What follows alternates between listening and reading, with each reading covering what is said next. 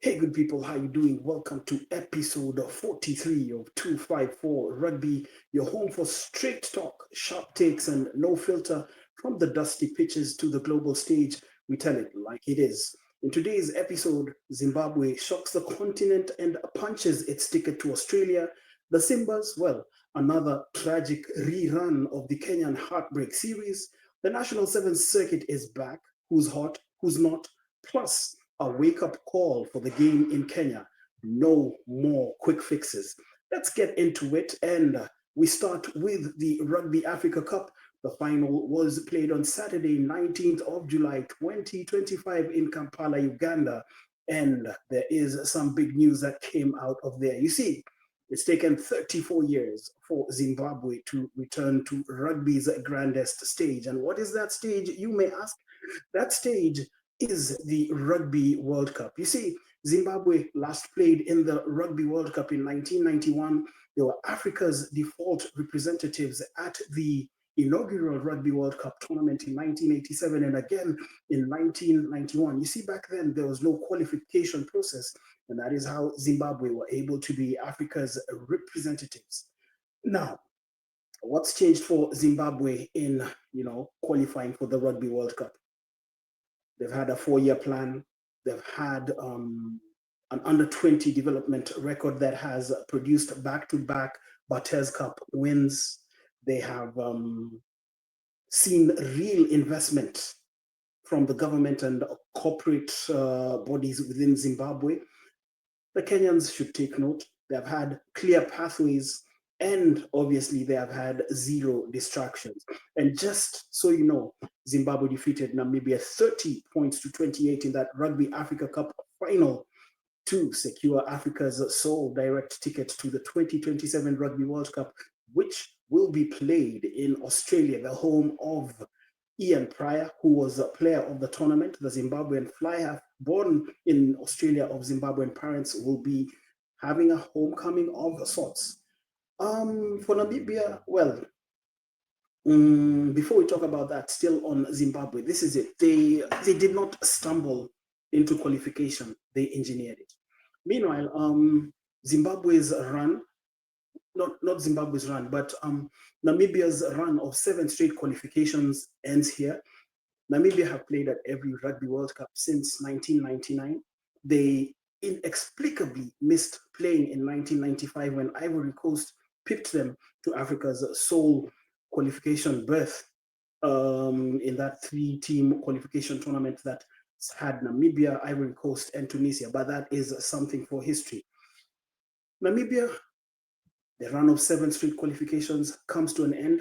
They face the United Arab Emirates this weekend in Kampala, Uganda, in a playoff to stay in the race. And how will they stay in the race? The winner of this playoff then proceeds to the final qualification tournament, which will be played in Dubai later this year.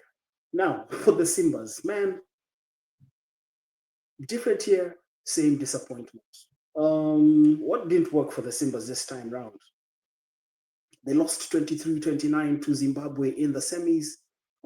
They had started with a 32-24 win over their bitter rivals, Uganda, and then fell to Algeria 15-5 in the bronze medal playoff. So for the Simbas, this is it. No World Cup, no plan, no surprises. Kenya Rugby. We do this every Rugby World Cup qualification cycle. We wake up 1 year to qualification, slap together a squad, fly to South Africa for a boot camp. We lose, we blame the coach, we forget, we repeat. Other unions at this point in time are running 4-year blueprints. We are running on vibes and inshallah and, a lot of social media jives. We churn out players from the under 20s, but their step up to the senior squads is minimal. It's a trickle. I think, in my opinion, selection is less about merit, but more about who is in the coach's notebook. So what happens? Another campaign, it ends in tears. There is the debrief and then the statements, we'll come back stronger. Well, for Kenya Rugby, it is same monkeys, same forest, different tree. Still on matters related to Kenya Rugby, And look, there's been a lot of stuff going down in Kenya rugby over the past year, but obviously over all these years, there is just too much that goes on with Kenya rugby. Let's look at it. It's not just about the Simbas. Um, Kenya rugby is in ICU and it has been in ICU for a long time. There are wrangles, there are ego wars, there's boardroom drama, and these are things that have taken center stage. It isn't just about individuals, it is systemic. Look, we keep electing the same types at club level and expect different results nationally. It doesn't work. I mean, those guys, to elect them at club level, they are so cheap, it hurts, man. I don't even want to talk about it because it is as much as you taking care of their food and drink and accommodation when they come to Nairobi for the AGM and they vote for you. You know what that means? That's all it takes to install mediocrity. If we want real change, we need to start at the roots, at the clubs. That's what I'm saying. Become a member of your club, get involved, influence the leadership. The next two election cycles are make or break. Look, let's get out of these online battles. Let's act. Let's get things going on, and that's the way to go about it. Well, that's the rant about Kenya rugby. Um, what else is there to talk about? We do have the National Seventh Circuit. It returns this year. The opening round of the 2025 National Seventh Circuit is the Driftwood Sevens. It happens in Mombasa. But just before that, just want to take you through the dates for the National Seventh Circuit, which kicks off this weekend. There we have it. The National Seventh Circuit will kick off in Mombasa with the Driftwood Sevens. It then heads to Nakuru a week later for the Prince Lou Sevens.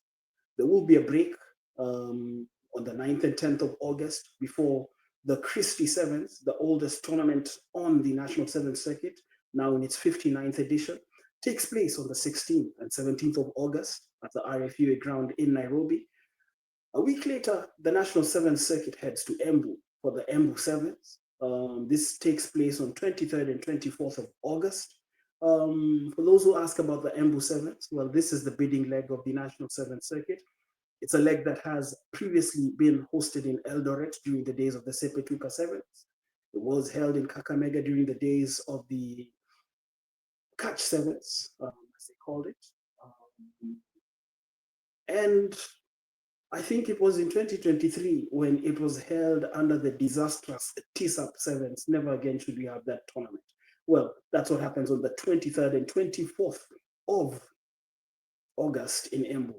And then on the 6th and 7th of September, the National Sevens Circuit returns to Nairobi for the Kabeberi Sevens, the second oldest tournament on the National Sevens Circuit. This is 37 years of the George Mwangi Memorial Kabeberi Sevens, which is held in memory of George Mwangi Kabeberi, a Mwamba player who died in 1986. The tournament kicking off 2 years later and has been a fixture on the National Sevens Circuit.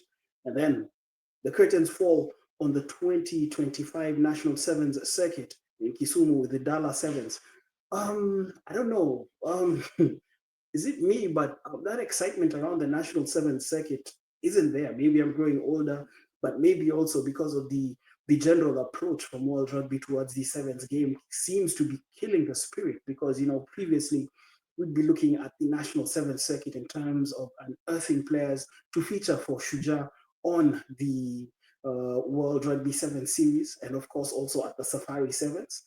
But I guess, like we said, times are changing, tides are shifting, and that's it for the Safari Sevens. Now, let's look at the pooling for the Driftwood Sevens, which is the season opener for the 2025 National Sevens Circuit. And that is information coming onto your screen shortly. Here we go. Defending National Sevens Circuit champions Kenya Harlequin are in Pool A alongside Masinde Muliro, who ended last season in Division 2. And then we have Kenyatta University's Black Blood and former circuit champions Mwamba rounding off Pool A. In Pool B, we have Cabras Sugar, the Catholic Monks, Nakuru, and Impala, while in Pool C there is KCB Rugby, Nondescripts, Daystar Falcons, and Mombasa Rugby, the hosts, while in Pool D there is Menengai Oilers, Strathmore Leos, the Stallions, who performed exceptionally well during the 2024 National Seventh Circuit, and of course, Kabarak University. So those are the four pools in the Division 1 competition at the Driftwood Sevens, and we will be bringing you coverage on 254 Rugby. We recently launched our website, 254rugby.com. We will be sharing more on 254rugby.com in coming episodes, but that's it.